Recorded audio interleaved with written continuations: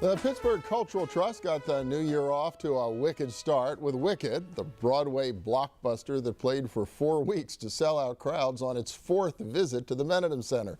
Now the Trust is gearing up for another big show, Porgy and Bess, which first debuted in Pittsburgh in 1936 at the old Nixon Theater.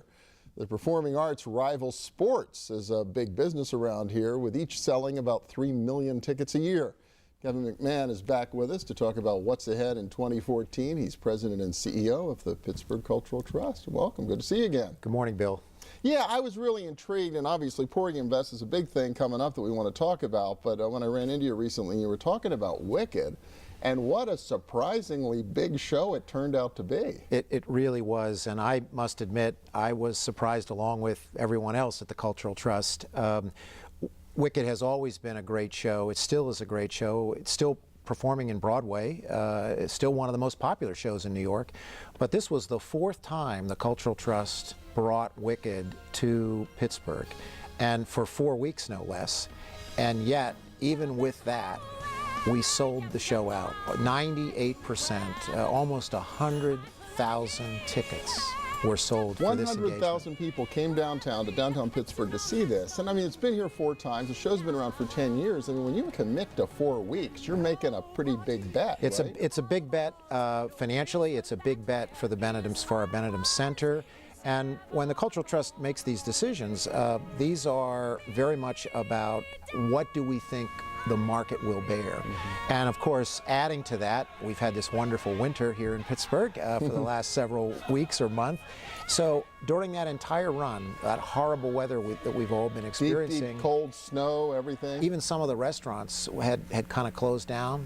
No one called the box office at the Cultural Trust saying they didn't think they could make it in. Everybody, all the seats were filled, all the people came. It was wonderful from an economic development point of view downtown, just terrific. All these thousands of people coming into the center of the city. Well, I wonder too, though, you had The Lion King here in the fall, another big blockbuster, not its first time around in Pittsburgh either, but that was a big event.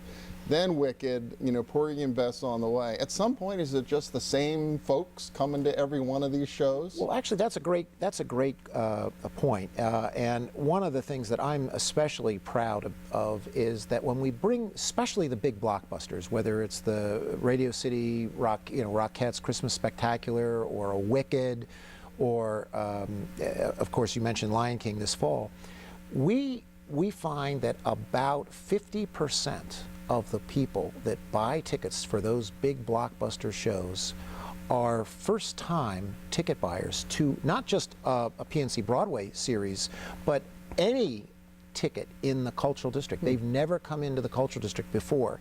And as great as that is in terms of new audiences, the other thing that I find especially great is that we then track those first-time ticket buyers over the next several years. For example, the first time Lion King came, about 140,000 people bought tickets. Just under 50% of those people were first-time ticket buyers. Over the next 4 years, guess what?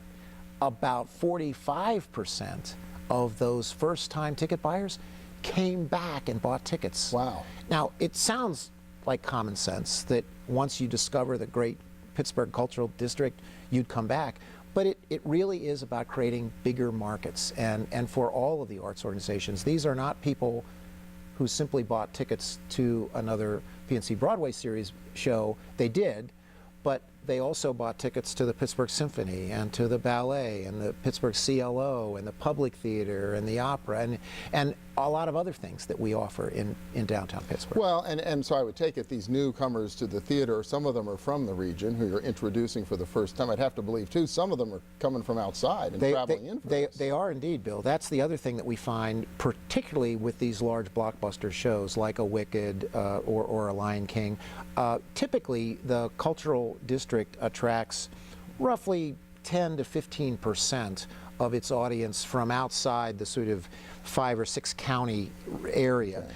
When we do a Wicked, we're attracting people from Columbus, from Cleveland, from Harrisburg, upstate New York, and they spend the weekend, and they do other things. They go to the Carnegie Museum, right. They might go out over to the Warhol, they might see another performance in the Cultural District. So next on tap is Porgy and Bess. Porgy and Bess. Another great big show. If I say anything to your great audience this morning, it's don't miss Porgy and Bess. It is a phenomenal production. It won the Tony for the very best revival show of the year. It won all these other Tony Awards. Many of the cast members in the New York production travel with the show. So we're going to see a number of the original Broadway cast members.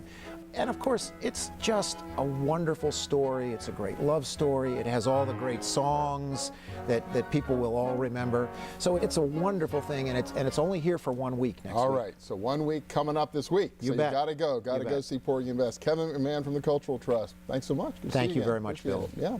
When we return, the secret to making $1 million from the millionaires themselves. Stay with us.